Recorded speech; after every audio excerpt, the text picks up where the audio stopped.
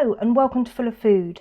So as promised, it's 2 weeks on from me getting delivery of my Ninja double stack, and in this video I'm going to talk you through the things I like about this machine and the things that I'm not so keen on and the reasons why I'm going to be sending this back and sticking with my dual. So in this video I'm going to break things down into the machine, cooking with it and cleaning, and like I said, I'll look at things that I like about those and things that I'm not so keen on. So let's get straight into it. So let's start off with what is amazing about this machine.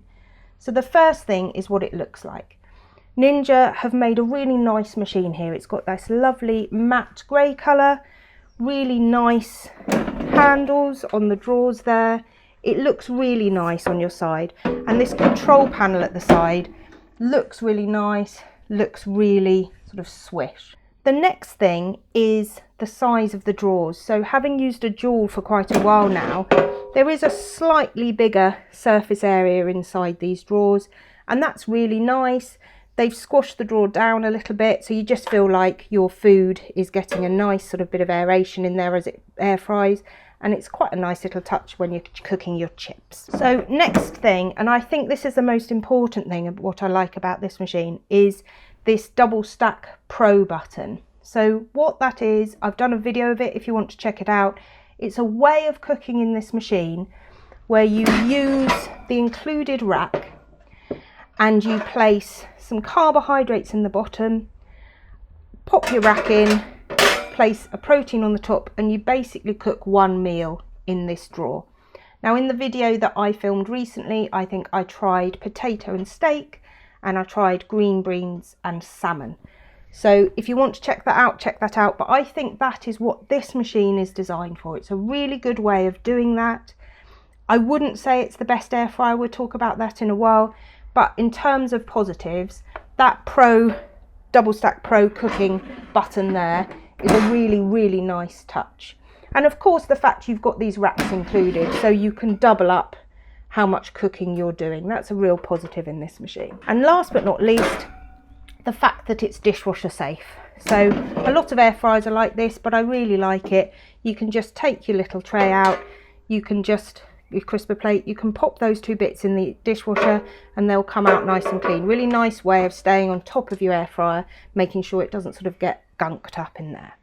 So now moving on to things I'm not so keen on. This is probably a slightly longer part of the video, but we'll whiz through it as quickly as I can. So the first thing I've got to say is it looks really good, but the size is still an issue. So Ninja have obviously stacked these on top, but what that means is they've also had to increase how deep the machine is. And especially when you've got these massive handles coming out as well, you've got a pretty big depth there on your kitchen counter. Now all air fryers have a similar rule where you have to have 15 centimeters at the back, 15 on each side to enable some airflow. And the problem with that is if you've got a normal standard size kitchen counter and you put your air fryer on 15 centimeters from the back, when you come to pull your drawers out, your countertop ends and you can't fit the drawer on the countertop, it would fall off. So you'd actually have to take that and put it next to it, which kind of defeats the object of having the stack there. The next thing to talk about in terms of that is this handle. So I've got here a drawer, I'm cooking something in it, let's say some steak or some fish. I pull it out, I'm not able to completely put it on the side, but I've just got enough room to season it. I grab my salt and pepper, and this massive handle is in the way. I have no idea why they decided this needed to stick out so far, but it's an absolute pain when cooking with it. And like I said, I've used this for 2 weeks now, and this just isn't working for me at all. So that's the next thing. Next up, I need to talk about this control panel. And the problem I have with this control panel, firstly, is its placement. So obviously it's on the right of the machine. These machines vent to the right. So can you see there? There's the vents. Ninja say it vents to the back, but there's no vents at the back. It vents to the right. So if you wanted a kitchen cabinet here, you have to have your 15cm gap, and there's still not quite enough room for you to get your hand round or in if you've got a kitchen cabinet here. So that's the first thing about the control panel. The second thing is the quality. Now I don't know if you can see there, if I keep this machine still, it really wobbles quite a lot. It's just a little bit cheap. So if you're pressing down, it's not the best control panel. The next thing, and I'll record this separately and show you in a second, is the order of the buttons. It's not intuitive at all. So when you're using it, you choose at the top here what you're cooking. You then have to choose air fryer time, and it's just up and down the whole control panel. It's not the most intuitive control panel at all. Right, next thing is something I think we all do when we've got an air fryer, is we like to shake our food. So if I've got some fries in here, halfway through cooking or a couple of times through cooking, I want to get them out and give them a shake. Big problem here, if you've got anything that has any oil on whatsoever, this is open to allow airflow through, and the oil just splatters everywhere. So if you have to pull it out on your side, you're splashing your side. If you were to keep it near the machine, it splashes all in the machine. This design, I think, is for that double layer cooking, but it just does not work well when you're cooking anything you want to shake in here. And let's face it, a lot of air fryers are used for making fries, wedges, roast potatoes, those sorts of things. So that is a huge problem, having that back open for shaking food. Next up is a really important one, and I'm actually going to cook some sausages in this video as well. I'll do that at the end and I'll show you. But it's the uneven cooking, and you'll see on screen some potatoes I cooked with my Sunday roast. I used my Joule and I used the stack to compare the cooking of the roast potatoes, and it is such uneven cooking. The other thing is it cooks much slower. I had to put the roast potatoes back on for another 5 or 6 minutes in this machine compared to my Joule. And you might have spotted these little chips here. I saved these to show you. This was last night's dinner. We had meatballs and chips. So same drawer. I shook them halfway through. In fact, I shook them twice. And can you see the difference in cooking there? So that one's hardly cooked at all, and that was cooked even more. Now I know air fryers normally cook from the top and you get a little bit of uneven cooking, but this machine is a completely different level. And what I found, and I think other people online have found as well, is the uneven cooking, hence why I'll do a sausage test to show you in a minute, is quite dramatic. So the machine appears to cook half of the machine quite well and half of the machine not very well. Now, I said that it cooks slower as well. Someone online said, why don't you just increase the time you cook or increase the temperature you cook at? But why should I do that? A lot of the things you buy in the supermarket now have fabulous air fryer instructions on the back. It will say 15 minutes say for some fries. Why should I have to think, but in my Ninja Stack I need to do that for 19 minutes? I should be able to just pick up a bag, follow the instructions, put it in there and get on with it. The next thing is a condensation issue I found, and hopefully you can see from the bits on the screen now. When I was cooking my roast at the weekend, I thought, where's all this water come from? And I sort of just ignored it. I was cooking quite a lot, had both air fryers going, just ignored it. And then last night I was cooking with this again, and it came again. And what it appears to do is cause condensation around the machine. And you'll see on my kitchen counter, which I was cooking on yesterday, I don't think that's great. If you had a laminate top, that is going to damage your kitchen surface, and I think that's just not on at all. So 2 final things. One is the cost. So this is a whole £70 more than the Joule, and actually the Joule often has deals on too. So it's definitely not worth £270. Even for that Pro Cook function, this is not a good air fryer for that price.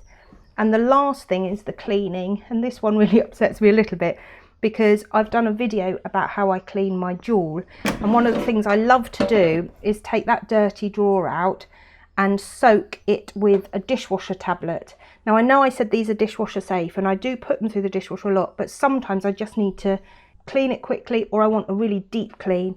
And I love to fill this right up with boiling hot water with a dishwasher tablet in. Well, I can't do that. And actually I can't probably just about cover the tray with it. And this tray does clean up really well when it's soaked, when it's got real dried on stuff. So that's the last bit. As I promised, I'm going to cook some sausages. What I'm going to do is I'm going to get my joule out as well. We're going to cook exactly the same sausages in both machines, and we're going to have a look and see what happens. And hopefully I can demonstrate to you what I've found over the past 2 weeks, which is this uneven cooking and also this slower cooking rate. Okay, so we're going to test uneven cooking in this machine and slower cooking in this machine, and the best way to do it is going to be with sausages. I've just got 6 sausages from the supermarket here. Going to cook 3 in my joule, and I'm going to cook 3 in the stack, and let's see how they cook and what the difference is. So let's grab the joule tray first. Now I'm going to put them in exactly the same position as well, so that we can see and we can compare. So 3 sausages, just 1 in the middle, into the joule there, and then let's do the same with our stack. 1, 2, 3, and it goes. And let's start these off on about 12 minutes and see what happens.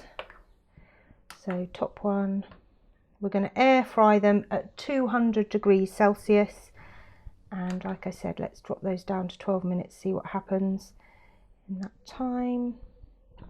And then same over here, try and start them off at the same time so we've got exactly the same. So 200 down to 12. Right, so we're going to start them at the same time and see what happens.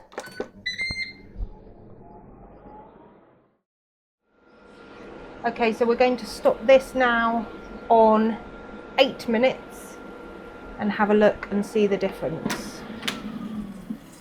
Okay, so here's the joule, quite nicely cooking there, starting to get nice and brown. And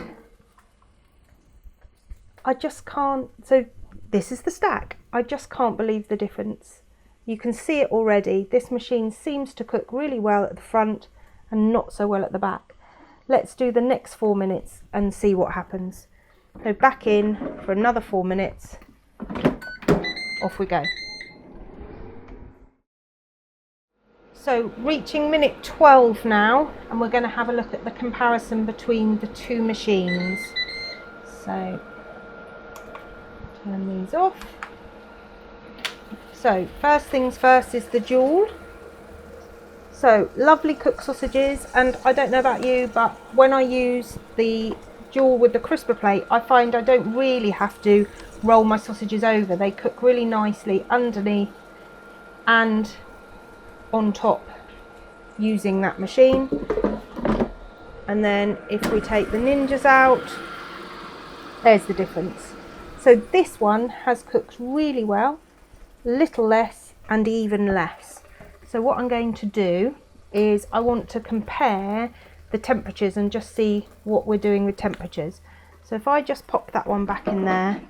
Now sausages you normally want to cook to about 165 Fahrenheit or about 73 centigrade. So if I put my trusty thermometer in there, right, so we're well over, so we're hitting into the 80s. I don't know if you can see that there.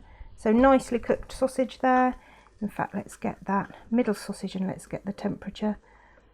So we've got up to, we're into the 90s actually.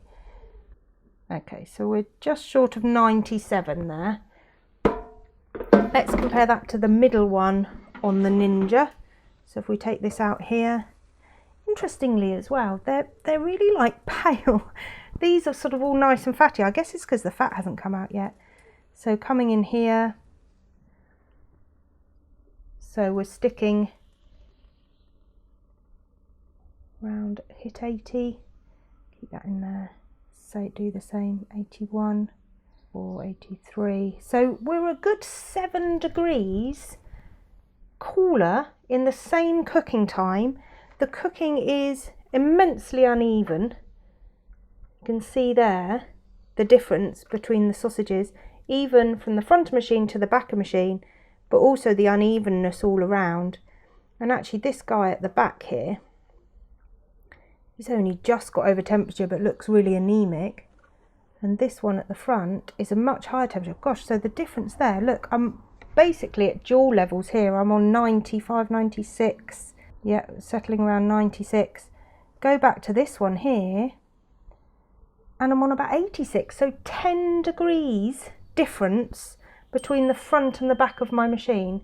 That is ridiculous in terms of the cooking. I hope this really showed you how these two machines cook differently and the reason that this is going back. So that's all for my video looking at the pros and cons of the Ninja Stack XL. Let me know if that's been useful for you.